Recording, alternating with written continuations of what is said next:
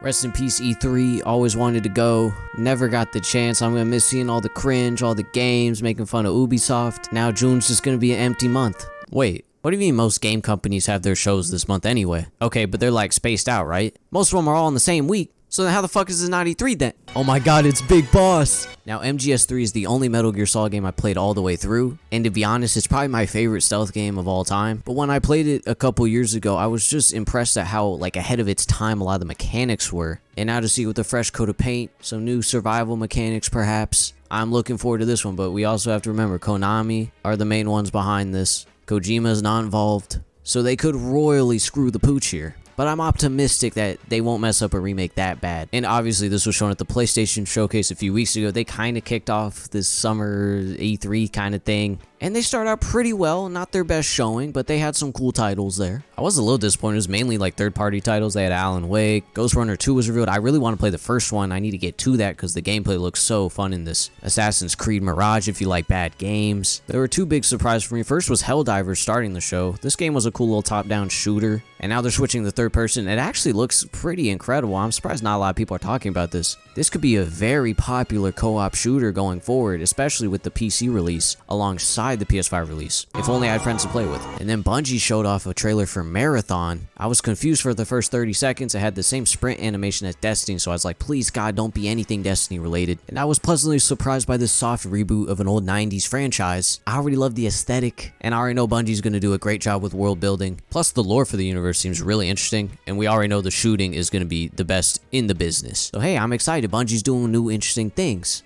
Oh, you gotta be fucking kidding me. And now finally, the trailer we were all waiting for.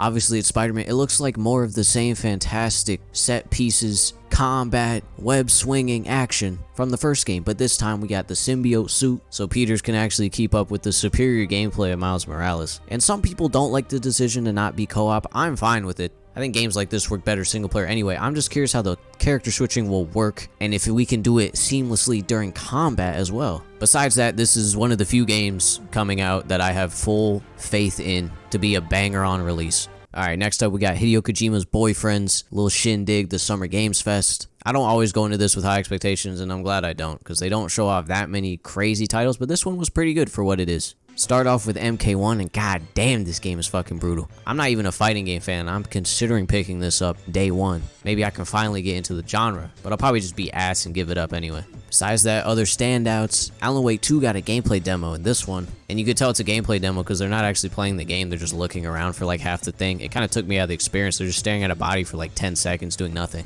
Sonic Superstars got announced. There were a lot of cheers for this one, and fun fact, everyone who cheered for this game were promptly arrested by the authorities in an elaborate sting operation to find sexual predators. Alright, now before the Sonic fans pull up my IP address, I'm just kidding, you can like the game. It's not for me, but feel free to play it. I just think the community is a little weird. Path of Exile 2 showed like nothing and then a cool logo and people busting their pants about it. I think it's going to be pretty good. I recently just got into ARPGs playing Diablo 4. I'm really enjoying that one, so I'm looking forward to this one now. Liza P looks like a fantastic Souls-like. I've yet to play the demo. I really need to. And obviously the gameplay has to be good, but I think what's really going for this one over a lot of other Souls-like games is that the setting is actually pretty unique and seems a lot more interesting than what a lot of other games put forward that try to copy From Software. This first-person Forspoken game, it looks like it's either just gonna be like a really fun like 8 out of 10 action adventure, or it's gonna be like painfully just ass. And now for my game trailer of this show, it's obviously open the gates. Care to see who can slay more Xenos for the Chiron? I thought a piece of that statue would offer more sport. Hold them back, damn it! For Ultramar! For the Emperor! Oh, you thought I was gonna say Final Fantasy? It looks cool. I'm not a big Final Fantasy guy. I might play it. It looks fun. I gotta play the first one. But Warhammer 40k Space Marine 2, this is some real nerd shit. Just recently got into Warhammer 40k. It's a massive universe. I have no idea what's going on. But this looks like what I think a Warhammer 40k game should be. Grand in scale, killing hordes of Xenos with actual next-gen graphics that can still appeal to a wider audience because it is a third-person shooter. But what really sold me on this now is the addition of 3-player co-op, so I can bring in friends to share in the destruction and chaos with me. Wait, I don't have any. Next up, we got Xbox Phil Spencer with those stupid ass dad fits on. He kind of surprised me this year. This was a good showcase from them. It's a lot coming out like next year and the year after, but it still was pretty cool. Start out with Fable. I've never played any of these, but maybe I'll start. It has piqued my interest a little bit. People are complaining that the chick in the game is kind of ugly. Who first cares? Rounders. I could care less. Hellblade 2 out of trailer. They're not showing off the game that well, I have to say. I'm still interested in it. I have to play the first one. A lot of these are just reminding me to get on games I should be playing. But like, I want to see like some real gameplay, so I actually know like what I'm gonna get into when I play the game, or just to see like what's new in general. A lot of Japanese and Sega titles at this one.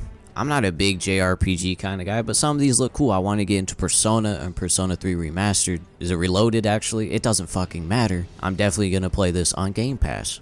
Blizzard showed up with some kind of sick joke. They showed off a PvE mission for Overwatch 2, and I think it cost like $15. Fuck no, baby!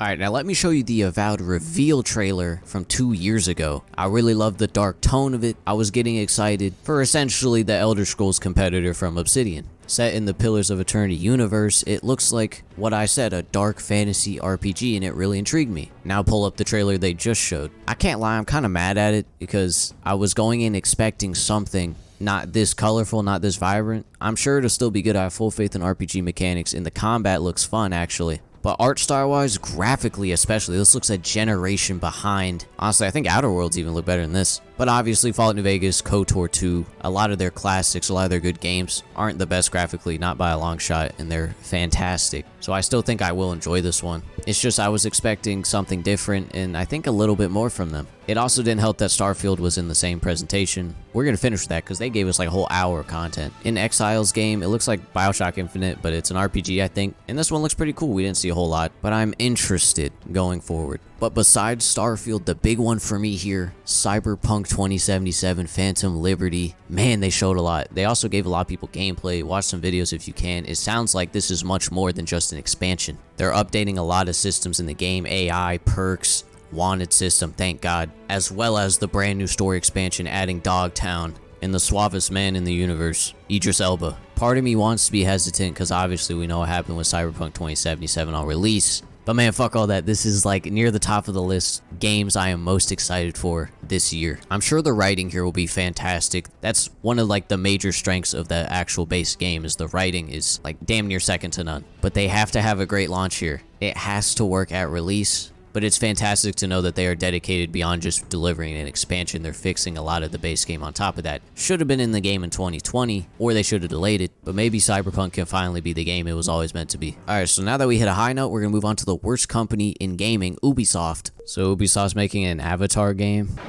Okay. It just looks like a Far Cry clone to me. It might be good. Probably not because it is Ubisoft. It'll probably have the same problems that Far Cry has, but this time it just takes place in a bland sci-fi universe. I mean, Avatar, really? You couldn't get some cooler royalties? Actually, we'll talk about that in a minute. Prince of Persia's coming back as a side scroll. This one actually looks pretty decent, but it's Ubisoft. Alright, Assassin's Creed Mirage. They're going back to the basics, guys. They're going back to the basics. Last game to say that in a long-running franchise, Call of Duty World War II. And people will probably eat this shit up too. I will say, just from my experience as a fan of past Assassin's Creed games, I do like this playstyle a lot more than the new RPG style. That seemed just kind of half-baked to me. They tried to innovate with cool, interesting ideas from other games, other series, and then they said, oh fuck it, we're Ubisoft, we gotta make it mediocre or bad. And people are excited this is gonna be a true Assassin's Creed game. I don't want to be a bad guy here, but like, was the gameplay in those even that much better? Because definitely by now it's outdated. We're talking games from like 2012, 2013. You would hit the counter button and you'd win instantly.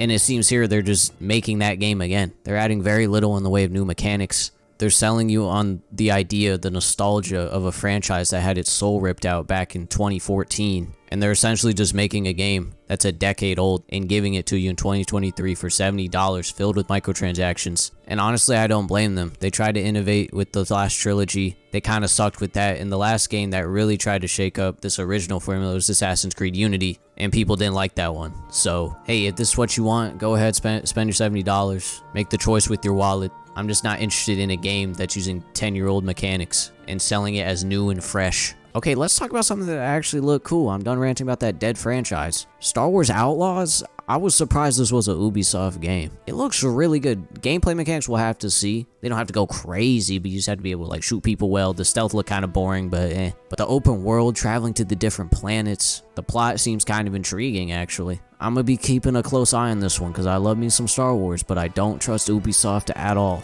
I think what is truly going to make or break this game is how much Ubisoft bullshit is in it, and if the open world formula that they are known for has changed at all for this game, with something interesting, new, and fresh instead of just the same icons on the map you gotta just run to, taking out outposts and shit. Oh, and people are mad at this one too for having a female lead. Who first rounders? I could care less. Alright, we're almost to the end. I'm gonna talk about Capcom for a little bit. Not a whole lot. They didn't show that much anyway. There were two games I want to talk about. First was Pragmata. I think they showed this when they were showing off the PS5 and games that were coming there. And it really intrigued me because it looked like some Hideo Kojima shit, but obviously he's not making it. I was mostly just excited to see that this game actually still existed and it wasn't some dream that I had about a Japanese game that's seemingly trying to take on the Last of Us formula with a cool sci-fi setting. Keep an eye on this one.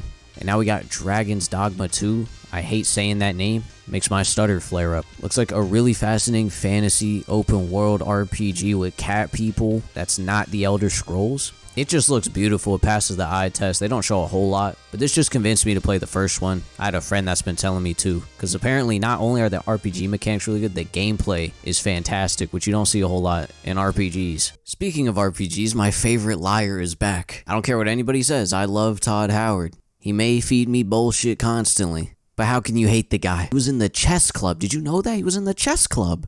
Yes, I was in the chess club. And he showed us Starfield, which I think automatically wins Game of E3 just because they showed us 45 minutes of footage. My first video on this channel was actually about Starfield around when they had their little presentation last year. And I was hesitant, but I said I hope it's good. This turned me from somewhat optimistic about the game into a full-on believer. I will believe anything that comes out of this man's mouth. He could tell me Assassin's Creed Mirage will be a generation-defining game, and I would pre-order it this instant. I actually haven't pre-ordered Starfield. I'm not into that shit. I think it's stupid unless it's like the week of release and reviews are already out. But anyways, let me get off this tangent. Let me sum up my thoughts on this presentation. The main thing for me off the bat was they would say something, be like, this is in the game, you can do this. And I'd be like, yeah, but I'll believe it when I see it. And then they said, okay, now you're gonna see it. And then I saw it and was like, holy shit, they showed it to me. And then it was essentially that for like 45 minutes. Now, of course, this could be doctored up footage, but it looked like to be all in-game, so I'm gonna take their word for it, like the stupid idiot I am. But my main takeaway after watching it was, holy shit, it's like an amalgamation